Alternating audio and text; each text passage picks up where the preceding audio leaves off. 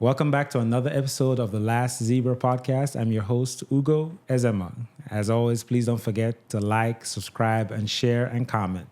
Today's guest, actor, friend, colleague, Percy Bell. Welcome to the show. What's up, bro? How Thanks you doing, for having man? me. Yeah, absolutely. I appreciate you coming through. Good. I'm doing well. No complaints at all. Life's good. Tell us a little bit about yourself. Man, I am, of course, Percy Bell. I am from a small town in North Louisiana by the name of Epps, E-P-P-S. It's classified as a village. It's a very small town where you learn to do a lot with the little. Yeah. So that's where I'm from. It's really country, really rural. Everybody's famous. News travels fast. Humble place to sort of be born and raised. But at the same time, one of the best places to live and grow up. That's amazing. What's the closest city, like major city to Epps? How far is it, like, say, from New Orleans or Baton Rouge? Baton Rouge is like 3.5. New Orleans, like 4.5, 5. Closest city is going to be Monroe, Louisiana. Okay. So ULM. Yeah. Formerly NLU, but ULM is the largest city where we have to go to like the mall and those types of places and things like that. Gotcha. Yeah. We met at Nicholls State. Sure. That's how we know each other for undergrad. Yep. What brought you to Nicholls State from Epps? Man, I always wanted to leave my hometown and just wanted to get out and branch out and do different things. I think that sort of started from me playing AAU basketball, me being really active in like clubs in high school. So doing all of that, traveling, just seeing the world and seeing what different opportunities they had outside of my city. And at the same time, something in my gut just told me like my life purpose was much bigger than what my town could hold or my village could hold. So upon my junior year of high school, I started looking at various different universities and things like that. My mom wanted so badly for me to go to Grambling State, which is where my brother went. It's about an hour and a half away. But I didn't want to be anywhere near my hometown, anyone I went to school with or anything like that. So I was just looking around. I applied for, like, of course, LSU, Southeastern, Northwestern, Nicholls, UL Lafayette, and ended up getting accepted into all of those. But LSU ended up being just a little bit more expensive than what I thought would be necessary. So I'm just looking around, like, what would be like the next best option. So ended up getting a academic scholarship to Nicholls, and I was like, you know what? I'll just go to Nicholls. Really didn't visit the school, didn't know anything about Thibodeau. Right. I was just like, look, I just want to get away and go and branch off and do something new. And that's how we ended up at Nicholls. So, Because Thibodeau is also a small town. Small. It's small. It's a small town, but for me, coming from a town of like, I mean, the population right now in my hometown, I think it may be 400. Wow. But coming from a place like that to coming to Thibodeau, to me, it's an upgrade. So it really didn't bother me at all. I was so thrilled with the opportunity to be able to get up in the middle of the night and go to that Walmart on Canal and go get me some snacks late at night and come back to the dorm room. We didn't have that opportunity where I was from. So if you didn't get your food and everything by 7 p.m., that's it. It wasn't happening until the next morning. You come from a family of, so you said your mom, your brother. How many? What's your unit? Your So, initial unit. I'm the youngest of 3 boys. Okay. But my mom and my dad, of course, raised all of us. So I'm the youngest of 3. That was super cool. My mom and my dad been like super close my entire life. That's another thing that I'm like really, really value. It's just like family for sure, especially my mom and my pops. So yeah, bro, I had a really good unit in that village. And not just my mom and pops. It's like the entire town had a sort of like they made a contribution to me growing up. So, of course, if they saw me doing something I wasn't supposed to be doing or like my parents wouldn't approve of, they would definitely vocalize that to my parents.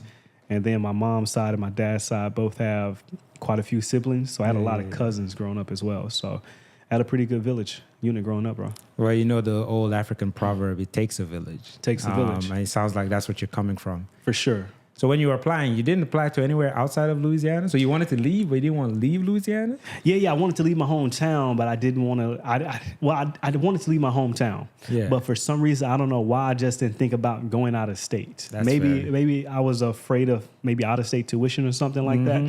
But I really didn't think about other schools and things like that, which I kind of wish I would have, you know. But at the same time, I'm right where I needed to be. I'm exactly where I went to exactly where I needed to go. What did you do your undergrad in?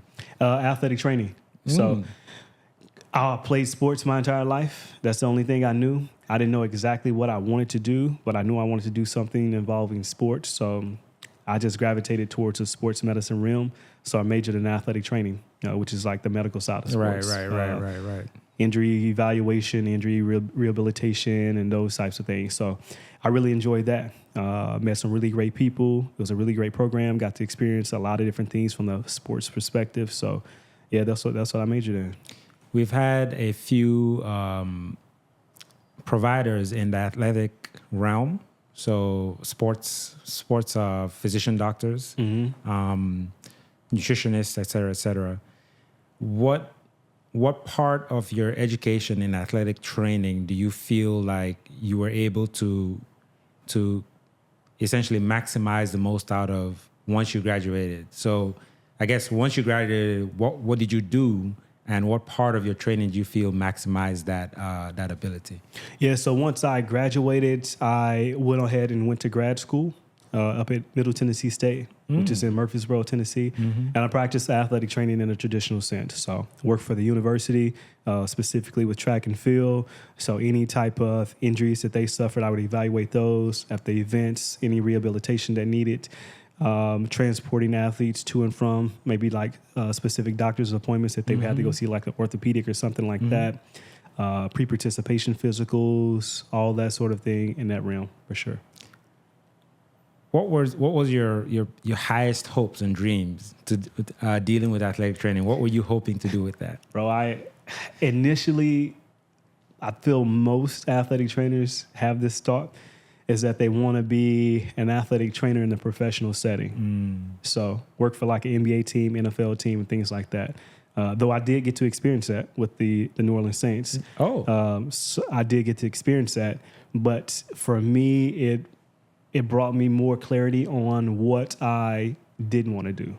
So it wasn't a bad experience or anything like that. It was just more so I really want to spend my time doing something else as opposed to being a full-time athletic trainer for a professional team. What was it about that experience what specifically about that experience made you say, this is not, I enjoy this. Yeah. But this isn't, and I don't want to put words in your mouth, but this wasn't fulfilling enough?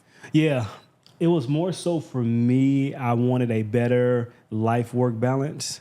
And it was so much, it was so top-heavy with work as opposed to just having that freedom to kind of do what you really wanted to do. And at that same time, me being fresh out of college, I still hadn't landed on what exactly I wanted to do yet. Like, I didn't know. Actually, this was while I was still in college, honestly. Being that Nicholls was so close to New Orleans, me and one of my friends, we got to stay on basically like year round. So if players needed rehabilitation while the team traveled, we would come in and do that. We would work the home games and different things like that as well. So to me, it was just more so getting that experience and me having more clarity about what exactly I didn't want to do as far as the life-work balance. I like to travel. I like to, be with my family, make all the cookouts and things like that I can. And at the same time, I don't want to feel like I just have to work all the time and miss all those things. So how did you get into acting after all this? Yeah, always wanted to do it. Always wanted to be an actor, bro. Just never knew how to step into it. I never knew anyone who was an actor growing up. I used to see actors on television. Denzel Washington was my mom's crush, so I used to watch a lot of his projects. And just always thought that maybe you had to have a lot of money to be on television. I don't know where it came from, but for some reason, I just used to associate being on television with having to be wealthy or having to be rich. So upon leaving Nicholls, I told myself as I was driving up to Murfreesboro, I remember that drive, bro. Because I drove up to my hometown and then it's like 7 hours from my hometown to Murfreesboro. But I was just like thinking on this drive, I was like, you know what? I think I'll try to find an acting class when I get up here.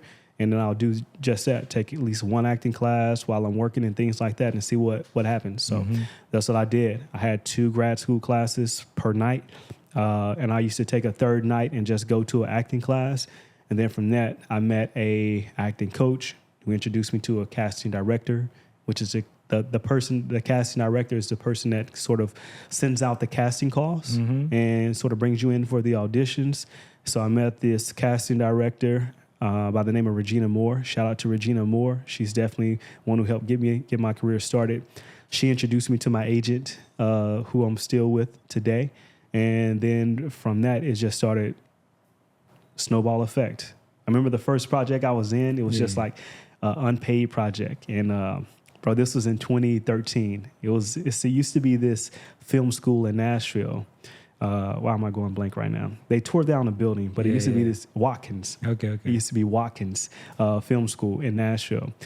And I went and did this one free project, and no lines. I'm dancing in the background. And in 2013, they gave this to me on a VHS. No way. Yeah. So I was super stoked about that. I was like, man, I finally got me an acting credit. So let's just keep on going. And then now here we are, still rolling. In acting school, I think in my mind, I think about, you know that show Glee?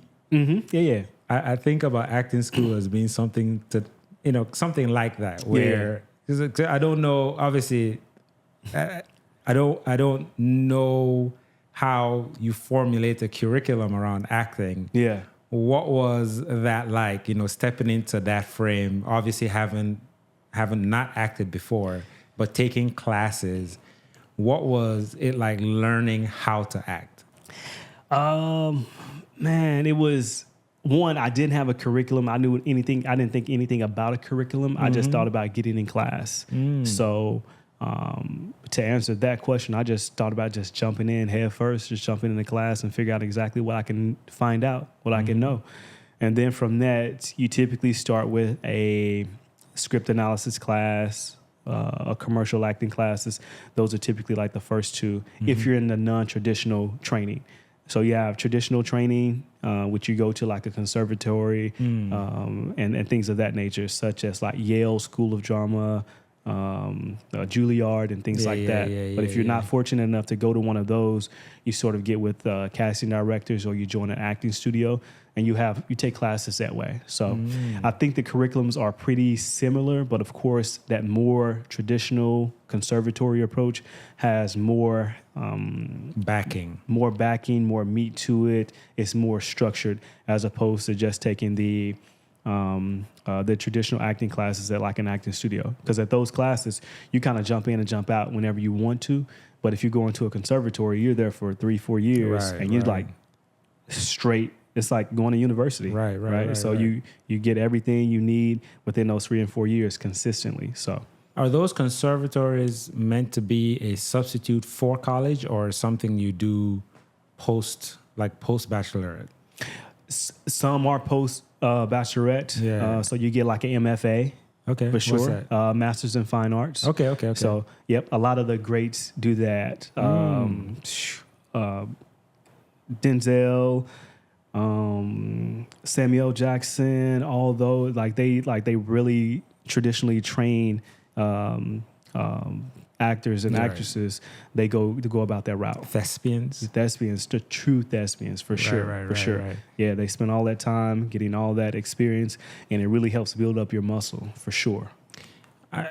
You've been in quite a few projects now since that very first one. Yeah. Do you remember the name of that first one? I don't. I have to try to find a VHS. I don't. That's hilarious. That's in a VHS, especially in 2013. In 2013. That's wild. I had to go to the pawn shop to buy a VHS player to see myself, and I watched the hell out of it, bro. Yeah. As you should. I watched the hell out of it.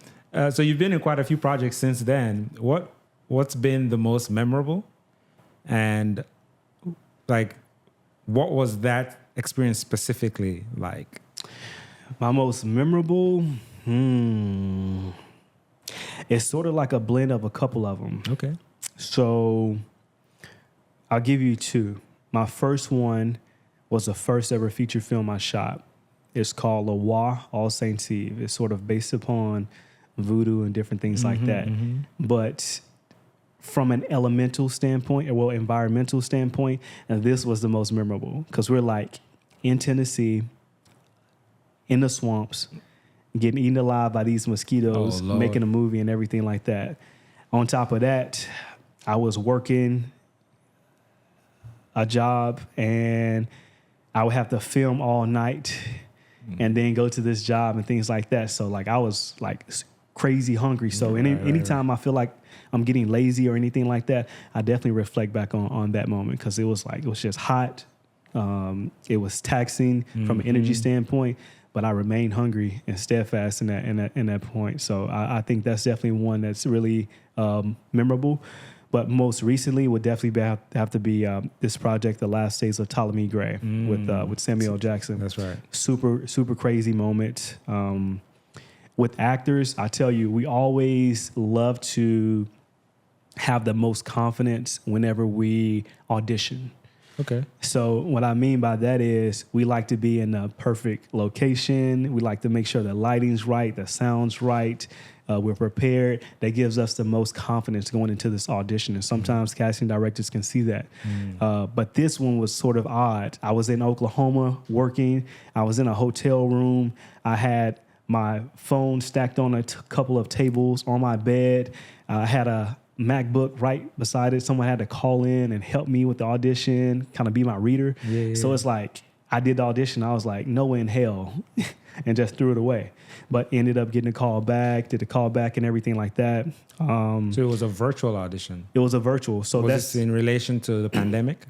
Is that why? No, not necessarily just the pandemic. It was just the way the industry has shifted since like prior times. Now, primarily auditions are going to be self-tape initially. Like your first round of auditions are typically self-tape. You put yourself on tape, you send it to the casting director. If they like the few that they like a few of them, then they'll kind of have a callback with those individuals. You may get a callback in person or you may have a callback virtually. So that's how it kind of flows. How do you even get the script to audition in the first place, to make a self-tape?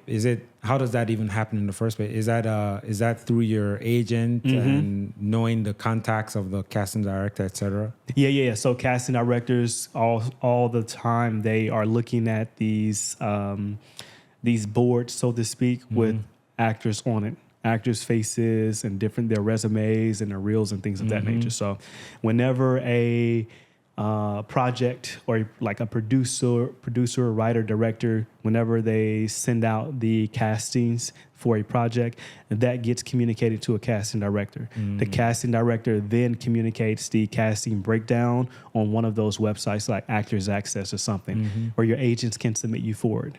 And if your agent feels that this is something that's you could do, they'll submit you forward, and then you can get a audition request from that casting director. I know you're,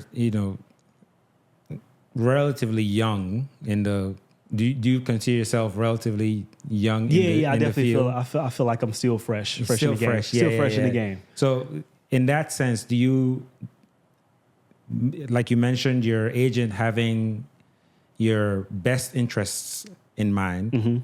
How do you have particular roles that you're looking for specifically versus, I'll just, whatever comes my way, I'll take for now?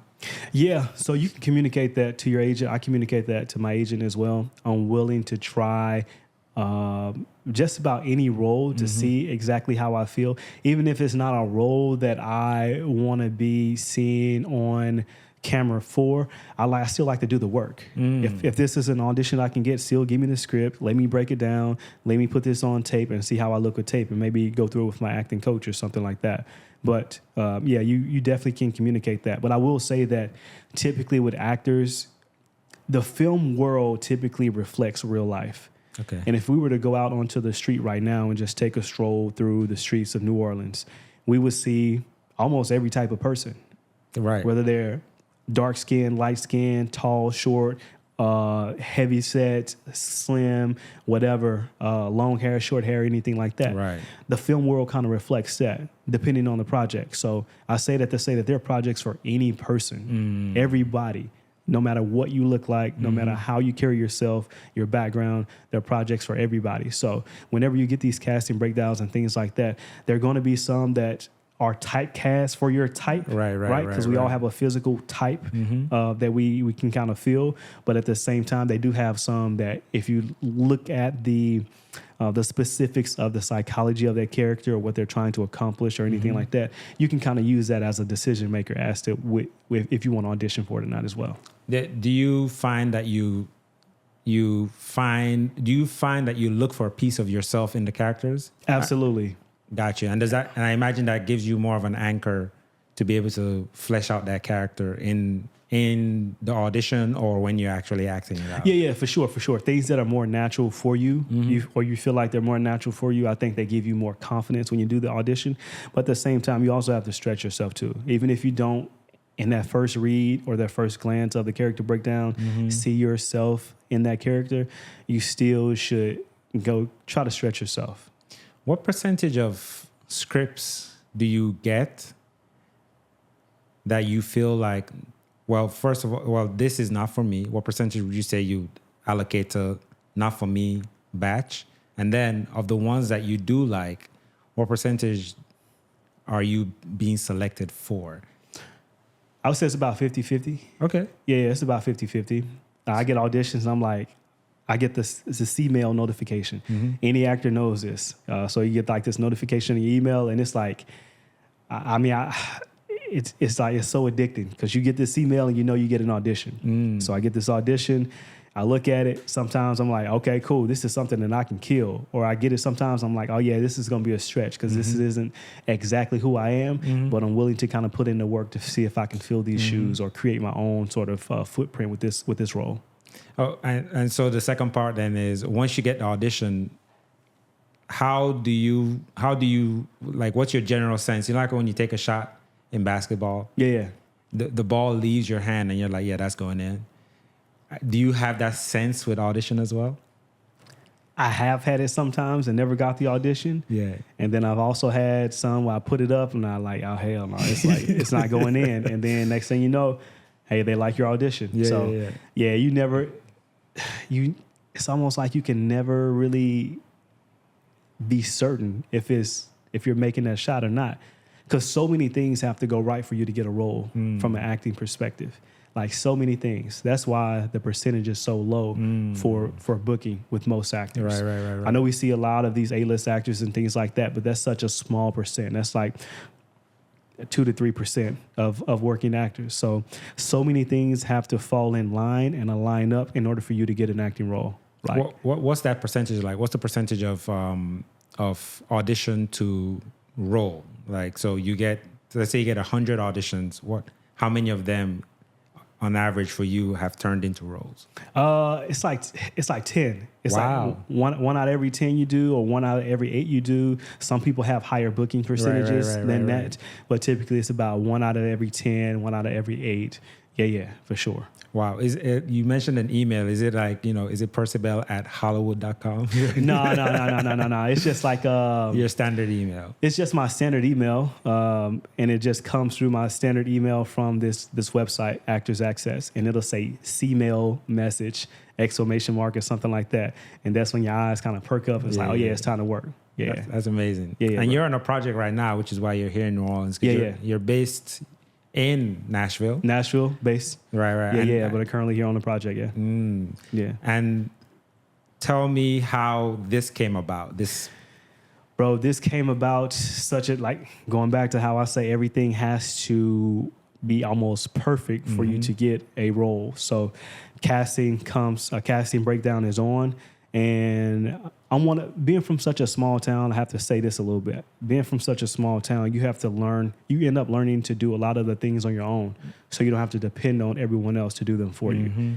And when you do that, that gives you so much more confidence. And at the same time, I think it grants you more progress.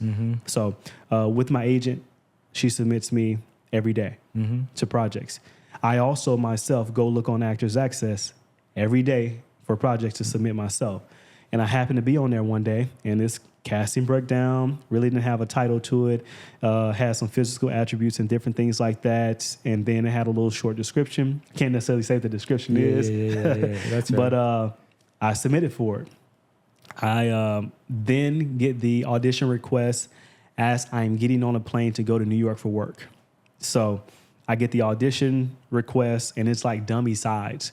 Because, well, dummy sides are basically just sides to see if you can emote from an acting perspective and kind of recreate the same sort of emotions and decisions that are going to be portrayed in this real actual project.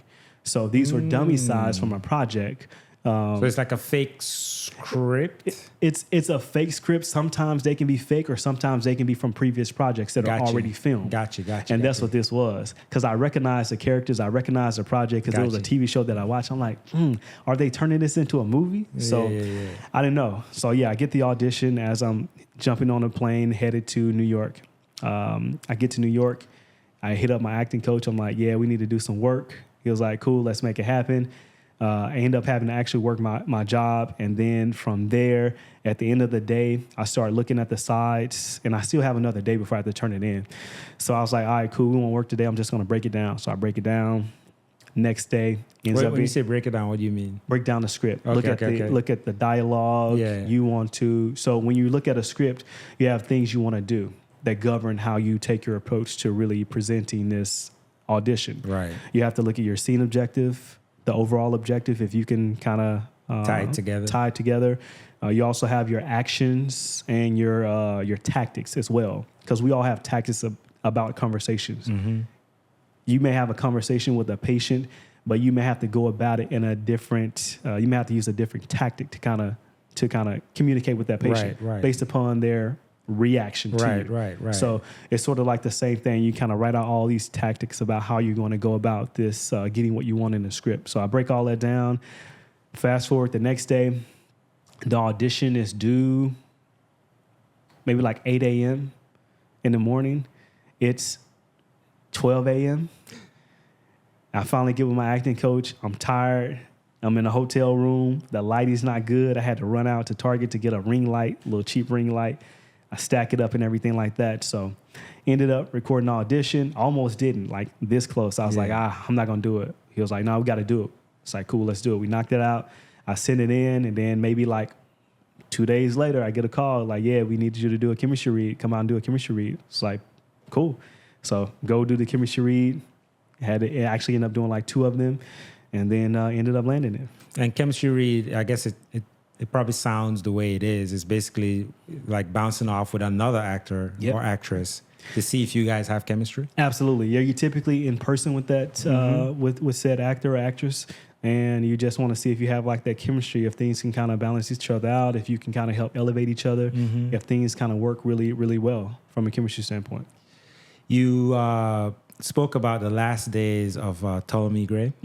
And working with Samuel L. Jackson. And even before that, you had highlighted how much it sounds like you look up to him as a thespian, like we spoke about. Absolutely. What was that experience like? So is it one of those things, again, I'll give a sports analogy. When you play against or with someone that is, more experienced, maybe a little bit more skilled, et cetera, and you're just like, they're at a stage that I'm not at. What were your initial thoughts, apprehension, anxiety, if any at all? And then once leaving the project, how did you feel about that experience? Yeah, man, like initial thoughts, I was like, damn, I'll be with Samuel L. Jackson. Because upon doing the audition, I didn't know he was going to be in the project. It wasn't until the table read that I realized he was going to be in the project. And it was just such a casual email that was like, we're having this table read. You can join it if you want to, whatever. If you're not, we can just find somebody to read for you. Pop up on the table read, and here he is in the room reading with us and everything like that. So initial thoughts, I was like, this is going to be interesting to be in this project with Samuel L. Jackson. So upon getting the set, super cool guy, greeted you, positivity, really great conversation, super cool. We didn't spend a ton of time together because, of course, we were like shooting scenes and everything like that. But the time that we did have, it was a great conversation, very welcoming. Everything that you expected from him. I know most people maybe expect to run into all these celebrities that are like assholes and things like that, but I don't know. Sorry if I know if I can cuss, but he wasn't that at all. Like super cool guy. He reminded me of like an uncle, like that cool uncle that's always talking at the picnic or the cookout and everything, making everybody laugh. That's him. He would make you laugh on set, in between the scenes and things like that if it was warranted. Yeah, bro. Super cool guy.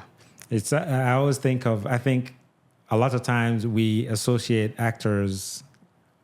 I shouldn't say we. A lot of times I associate actors with some of my favorite characters that they've played. Right. So, or some of the characters that I don't like. You know, I think about, say, Game of Thrones, the guy that played Jeffrey Lannister. Oh, yeah. So I don't know the man, but if I see him, how I feel about Jeffrey, I'm pretty sure that's his name, Lannister. Yeah. Like that sense comes back, and I think that in itself is a compliment to the actor, right? So like when you embody a character so well, people attach you to that. They've done their job. Yeah, exactly. Yeah, absolutely. I think they've executed it well when they have those sort of scenarios. I know it's sort of a gift and a curse. Yeah. But at the same time, if they've left the mark, for sure. I think of Samuel L. Jackson as one of those people that he leaves, these characters with like a piece of him and a piece of the character, vice versa, and he embodies them in such a way that it's often difficult to separate the actor from the character and the character from the actor. For sure. He definitely puts a stamp on everything he's on. He puts a stamp on everything. You talked a little bit about your day job. Do you still have a day job in spite of all this? And what is that? Yeah. Well, I'm sort of on leave right now, so it's tricky. So sometimes you just got to jump, bro. Yeah. It's sort of tricky. So I'm an ergonomist.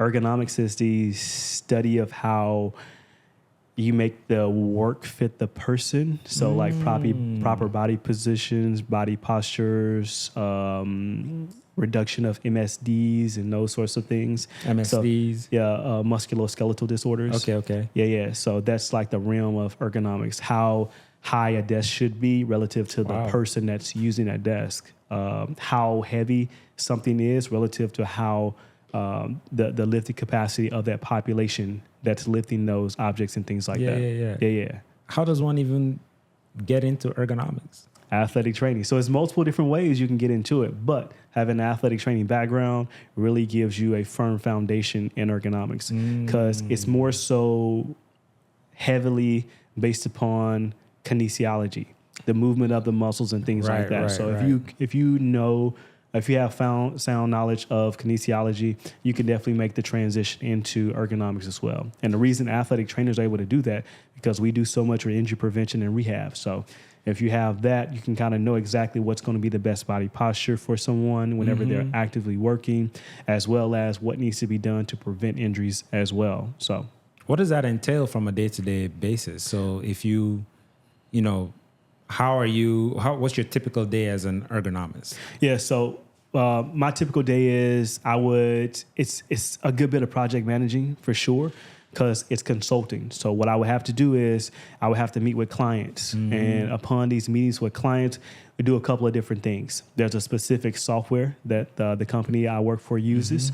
And this software allows everyone to use their AI to detect any specific risk from an ergonomic perspective. So one, I would teach the client how to use that software in and out through workshops. If I didn't teach them how to do it, I would actually go to their site and complete these evaluations with them. So I would go out, capture the video, tell them all of the risk associated with the processes, tell them exactly what they need to do to eliminate those or reduce those risks, print out list of like vendors and all of the products, the part numbers, the tools, and everything. So I would tell them exactly what is the risk, why it's the risk, and what you need to do to fix that risk. What's the biggest difference between kinesiology athletic training and say and ergonomics? I think the biggest thing is just like the medium of work in which it's done. Typically with an ergonomist, you're in, a lot of times it's going to be in like the industrial or office settings. Gotcha. Yeah, so large manufacturing companies are going to have ergonomists, but you also have athletic trainers in there as well doing injury prevention. So they kind of web together to form like this teamwork sort of union. Right. And I know I'm exposed to kinesiology through medicine. We have many of my classmates in medical school did their undergrad in kinesiology. And prior to that, I don't think I was aware of that field as an entity. So it's really cool to see how that kind of overlaps with so many different aspects of life, really. Absolutely. And it sounds like kinesiology can be applied, obviously, to athletic training and then in ergonometry, would you say? Is that? No, ergonomics. Just ergonomics. Yeah, ergonomics. Gotcha. Yeah. Have you been able to apply it to acting?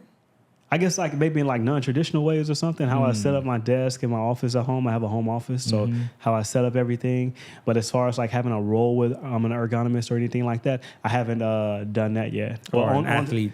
On set the other day, somebody was asking me about chairs and everything like that because he and I had a discussion about my ergonomics career. Yeah. So I was giving him some recommendations on specific chairs and everything like that. So yeah, in that standpoint. Family life, married, kids. Yeah, not married, but me and my lady, we do have a son. So he's 3 years old. Ooh, shout out. Yeah. So staying busy with him is pretty intense. I can imagine. Yeah. So what's the adjustment like being away from them, especially for these projects? I know, for athletes, we've had an athlete on the podcast, and with the struggles of traveling, etc. What has been the adjustment for them and for you as well? The biggest thing is with this project, this has been the longest I've been away from home. So consistently, I think the biggest thing is having a village. Yeah. So her parents and her family help out. My parents and family help out as well. So they go up there to help out with them. And then I try to get them down here as well. I go home when I can. So I think just having that those incremental visits really helps out. But at the same time, just having a village, bro, you can't do this alone. Yeah. I remember reading about, it was Taraji P. Henson. She moved like across the country with her son when maybe she was, I think maybe she was like 26, I think the article said, or something like that. So just dealing with this adjustment right now, and that makes me just like have so much more respect for her doing that without much of a village. Not saying that no one helped her out, but to know that she did that by moving across the country was like insane, bro. Like it took an insane amount of courage and will to sort of do that. So to be in the midst of all of this and trying to balance things out while having a village, right? It makes you realize how intense it can be. So most people look at the acting field as just like this glamorous thing of, you just make movies and everything like that. But behind the curtain, there are a lot of moving pieces, and it takes a team to really kind of keep everything afloat. Does your son know what you do or understand what you do? Yeah, he knows what I do. Granted, he's young. Yeah. I had a TV show that premiered this year, and we were sitting down watching. I had some friends over, and we were watching one of the episodes. And I'm on TV. He's sitting right there with me, and he was like, "Oh, that's my daddy on TV. That's daddy on TV," and everything like that. And everybody's like looking around, smiling at him, and he was like just locked in, arms folded. So he kind of knows what I do. Yeah. What did that feel like for you? It felt really good, bro. It felt really, really, really good because growing up, I always wanted to be like my dad. And like when I became a father, I had no doubt in my mind that I would be a dope father because I had one. And on top of that, I had some really, really great uncles as well. So like I remember just watching my dad do things growing up, and I was like, dang, I want to do that growing up and everything. Like I used to be in awe. Yeah. And I'm pretty certain if they would have had a camera on me at that point in time, I probably would have looked like my son when he had his arms folded, watching me on the TV and sitting right there with me. What are some of the things that your dad did that resonated with you that you appreciated more being a father? He was always really stern with me. My pops coached me in baseball from the time I was 6 up until I was about a senior in high school. So like he was always stern with me, always insightful. I think he was more so he displayed leadership more than talking about it. I got to see how he interacted with people, with various different people, how he carried himself and different things. He worked at a casino for a long time. So my dad used to leave with a suit on and come back with a suit and a tie on. So I got to see that as well. So like all those little elements, I got to see him display some leadership, and he really didn't have to say too much. He just used to, be himself. He was a man of action. He was a man of action for sure. A lot of people respected my dad, and still to this day. I got to see him do a lot of things for people from in the community. So he would always go help out the elderly. Things can't even talk right now. Elderly right now. So he would go help them out and do things. Half the time he wouldn't even take money for it. So I got to see him do things like that. So yeah, he would do all of that. What were your parents' initial reaction to you going into acting, and how do they feel about it now?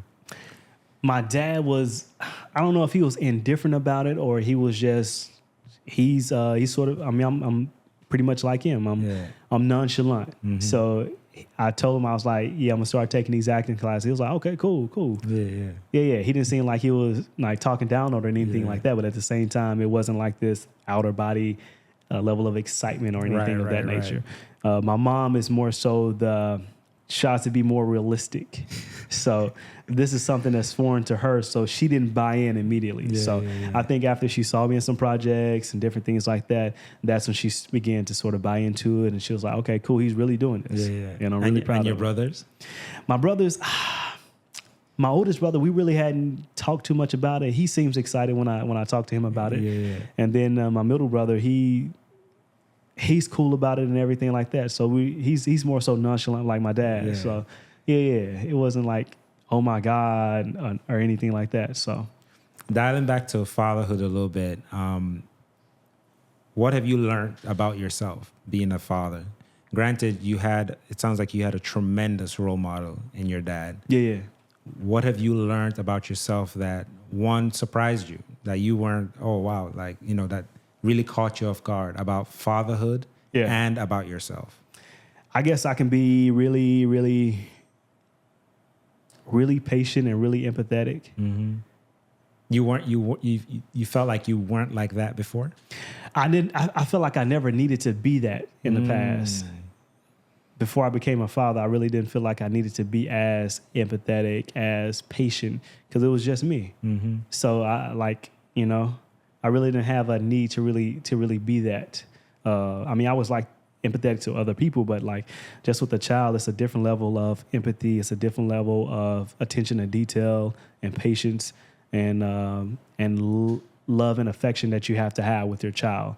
And prior to that, I never really been a really big person on affection. Like my family wasn't hugely affectionate or anything like that. Right. So yeah. And you are now? Yeah, much more now. Yeah, definitely. So I think about my father as well, and coming from a son-father relationship, I think he's much more affectionate now than he was when I was growing up.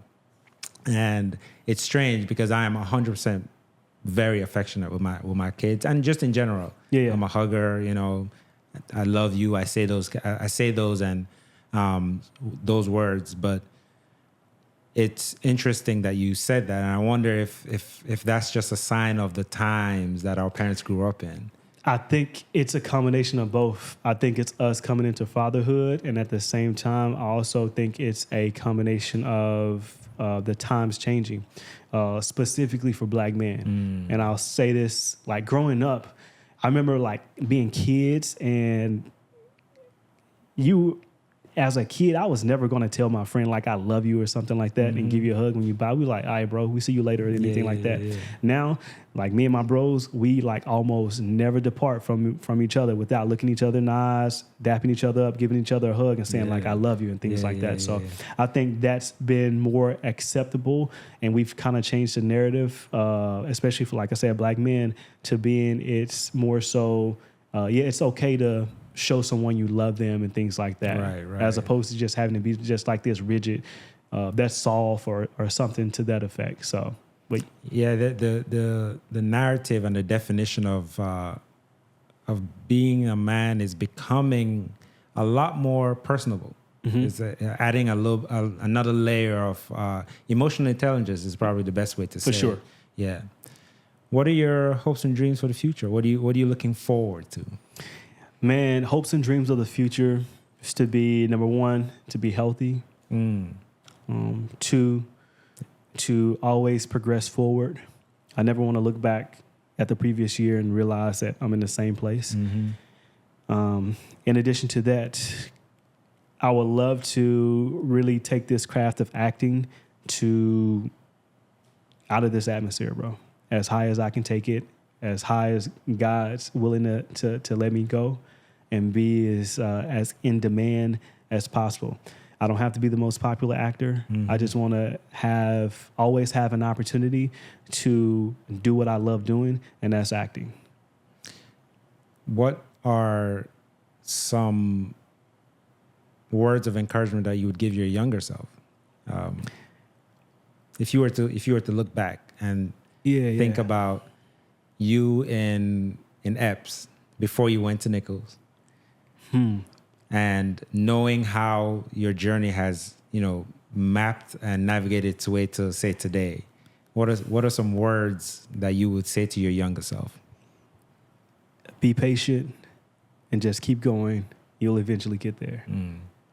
This entire path, it was meant to happen this way. It was meant for me to go to Nicholls. It was meant for me to move to Tennessee and be where I am right now. So none of this is by coincidence, bro. It's always meant to happen exactly this way. Outside of acting and ergonomics, what do you do? What do you do for fun? Bro, I'm working out. I'm working out. I'm somewhere pushing some weights. Yeah. That's primarily what I do.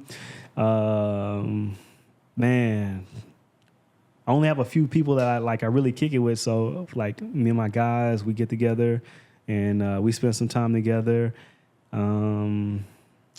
Family time. That's basically it. Yeah, I'm like working out. I don't play video games. I would like to get into video games again because growing up, I was like a huge gamer. And upon going to college, I kind of like stopped because I had to get focused because I just didn't have time. So right now, I don't feel like I have that time to play video games. So maybe once my son gets a little older, we can kind of play video games together, and that can be like sort of our bonding time. But yeah, I would like to get back to playing video games.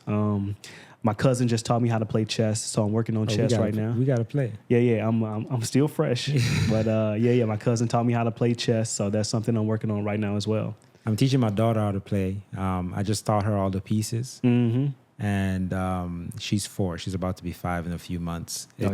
I love chess. Chess is my favorite non-physical pastime. It's there's a board right behind you. It's what I'll sit if I'm bored. I play it on the phone too. On the phone, yeah.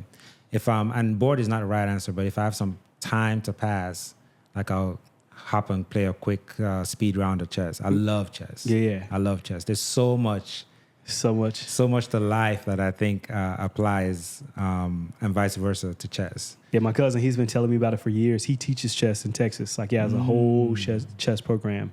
And he's been telling me about it for years, but we finally sat down.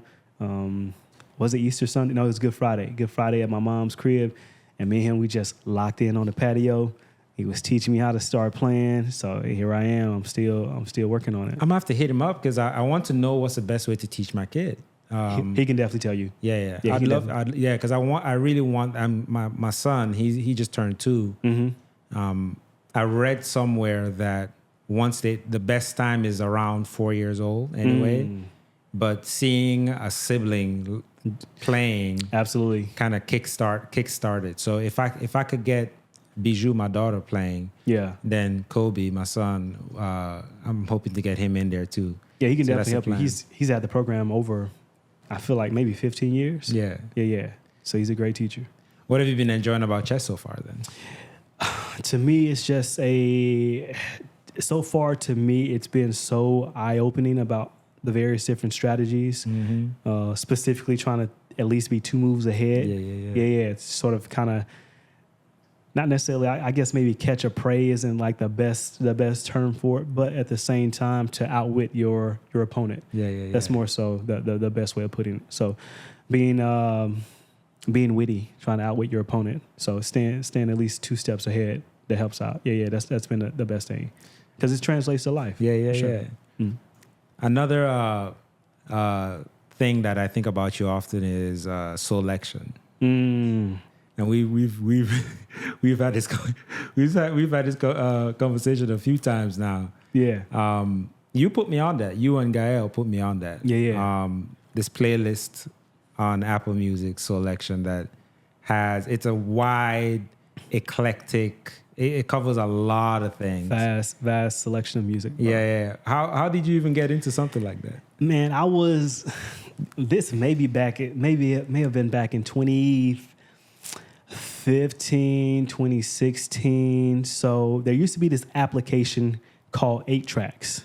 That sounds familiar. And 8 Tracks used to have like playlists from DJs like Cashmere Cat,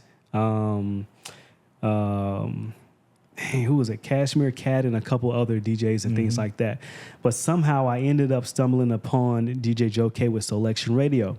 And I started listening to it, and I was like, oh, yeah, this is straight. This is like all the music that I like. So ever since then, I just started listening to it. So initially, I was listening to it on SoundCloud, and then he transitioned over to Apple Music.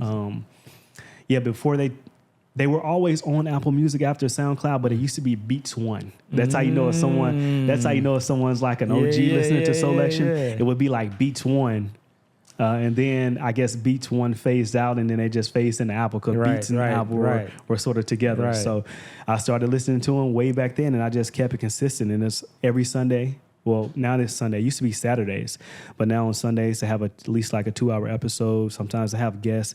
But I went to a couple live shows and everything. So, bro, it's a vibe. I love it. It's primarily instrumentals, and you learn about all these new artists from wherever in the world. Right. Yeah. So Copenhagen, Paris, all over the place, bro. I love it. Yeah, Selection it's it, bro. Yeah, I love Selection. I've been listening to it over the past since you've been here, really. So since you and Gael have been here, that's been like my primary. I drive an hour to work and back. I have Selection on the entire time. Oh, yeah. Yeah, that's that thing. Round trip. Get your round trip, 2 hours. That's it. Yeah, bro. Percy Bell, appreciate you coming through, man. No doubt, bro. All love. Appreciate you having me. Yes, sir.